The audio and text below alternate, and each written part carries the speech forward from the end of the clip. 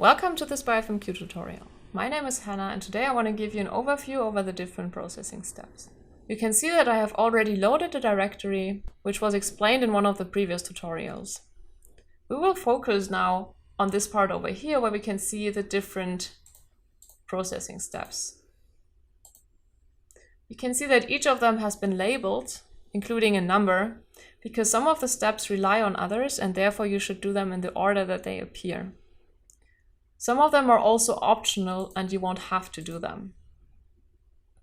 So now I will give you a quick overview over the different steps, explain to you what they do.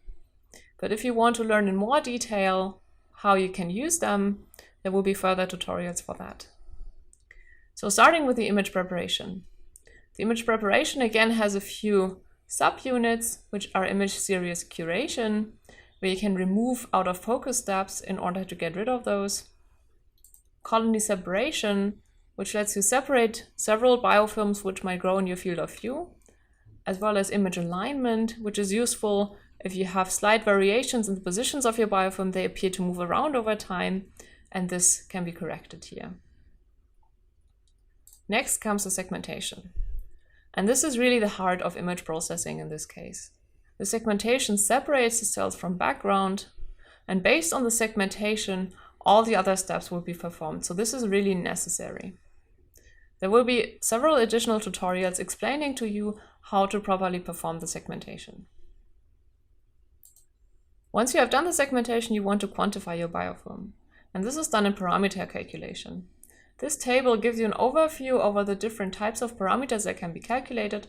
For example, spatial parameters like the distance to center of the biofilm, distance to surface, structural parameters like, for example, surface properties, or fluorescent parameters like fluorescent properties. Depending on which checkboxes here you check, different parameters will be calculated. The time series analysis is optional. This will track your cubes.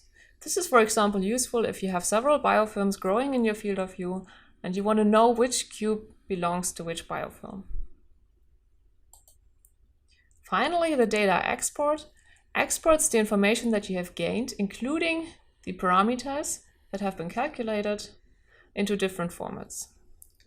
One of these formats, for example, are VTK files, which can be opened in ParaView, which is a three-dimensional image rendering software. You can also export to flow cytometry files that can be opened, for example, with FlowJo, as well as CSV files, which can be opened with Excel. So these are the different processing steps, and if you want to learn more about them, you can watch the further tutorials.